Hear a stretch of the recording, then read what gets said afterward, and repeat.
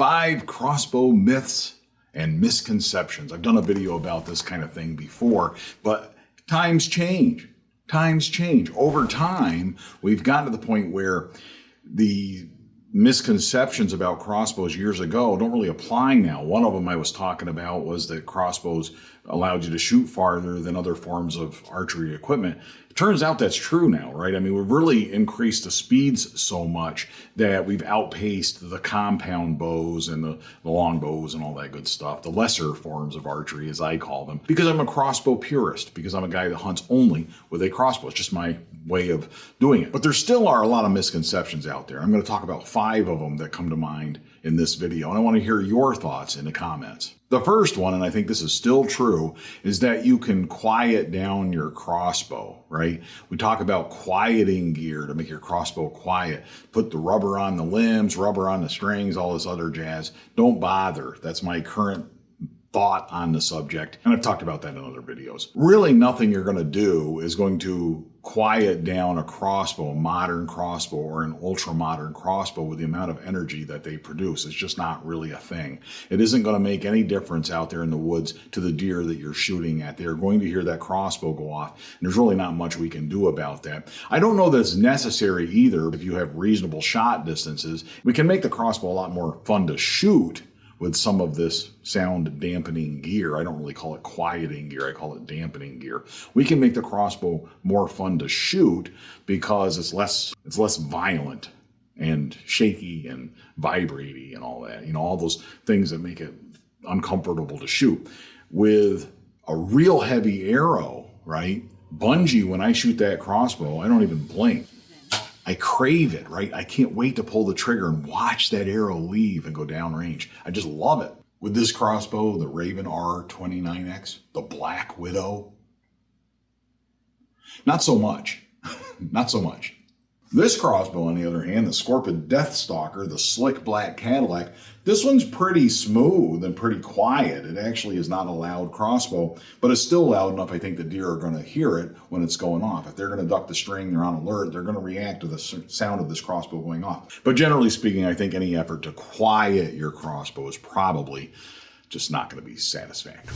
The number 2 myth or misconception about crossbows that's out there right now that I hear about is with a recurve crossbow, you can change your string in the field. So what? So what? That is a misconception. Yes, I'm out in the tree stand and I notice that my string is worn or that the serving is damaged or whatever, right? I got a problem with my string. And I can pull out my stringing aid and I can cock it back and I can change the string and put on the new string. Now what? Are you going to hunt without sighting it in? You still got to go back home and sight it in if you have any sense of responsibility whatsoever, right? You don't just go changing the string and assume it's still going to shoot correctly before you take a shot at a deer from your tree stand. That's nuts. And I just don't know why they talk about that. It's great that you can change the string yourself. I totally get that, right? That's a valuable thing. Not everybody wants to own a press to press their compound crossbow and change the strings and cables. I get that, right?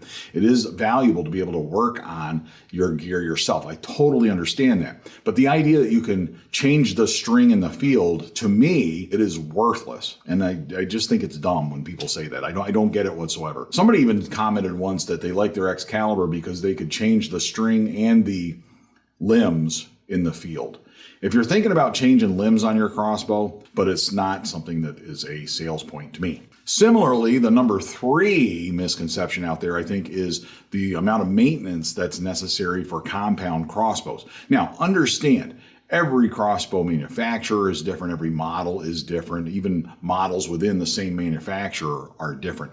I am sure there are plenty of crossbows out there that are high maintenance, but there are plenty that are not. I have had the Scorpion Deathstalker. That takes a lot of tinkering to get that thing accurate. And it's kind of a high-end crossbow. On the other hand, I had a Killer Instinct SWAT X1. I've got a bunch of those, and those are not a lot of work. I've changed the string and cables myself, but generally speaking, once you work out the kinks on those things, they are a really good, solid performer and maintain their accuracy. And it just shoots the same every time. Every time I go out in the backyard, it's the same. It's just the same. I love it, right? It's very dependable, and I like that. Bunjie was that way too.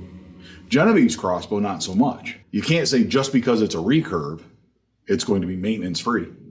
Certainly can't say that. And you can't say just because it's a compound that it's going to be requiring a lot of maintenance.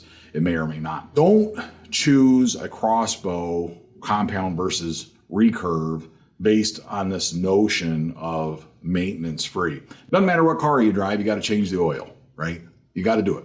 And if you're a responsible person, you're taking care of your lawnmower. It's just part of being an adult and having stuff. That's all it is. Crossbows are no different. You need to understand them. You need to read the instruction manual. You need to spend time with that. It isn't enough to buy a crossbow, not do any of those things, not take care of it, and then when it breaks, go online and complain about it. That's not enough, right? That just makes you an idiot. Don't do that. Number 4, and this is kind of an odd one, but I hear this from time to time, but it's a misconception. 400 feet per second is not fast. Do you understand? Like, I hear this mostly from the Excalibur guys that are shooting the 340 models that shoot, by the time they get a proper arrow weight, they're shooting around 300 feet per second or something. They refer to the modern crossbows as fast crossbows. 400 feet per second is not a fast crossbow. It is an average speed crossbow. If you look at Killer Instinct's website, they sell 16 different models or something, and pretty much all of them shoot 400 feet per second, right? Like that's pretty much what they are. That's a modern crossbow. 385 feet per second, 375 up to 435. You see a lot of those. That's a modern speed for a crossbow. It's not a fast crossbow. I consider fast anything that's like ultra modern, like 450 feet per second and above. I mean, times change. Get with the times, people. Change the way you're thinking about this stuff. Think about this stuff in the current, right? Not even ultra modern, but in the current sense. 400 feet per second is not fast. And the last one, this is a good old standby though, and I think that this has been true. 16 years ago when I started with Bunjie, people were complaining that if crossbows were legalized, this would be a problem. And it remains an issue today. It's just something that plagues us as crossbow hunters. Keeping in mind that now more than half the states have what I refer to as crossbow equality. You can hunt with a crossbow in any archery season. In the states that don't have that, or in the states where there are a few remaining holdouts where people are just still whining about crossbows, one of the things they complain about is, well, if we legalize crossbows, it's going to kill all the deer. There won't be any deer left for the rest of us, right?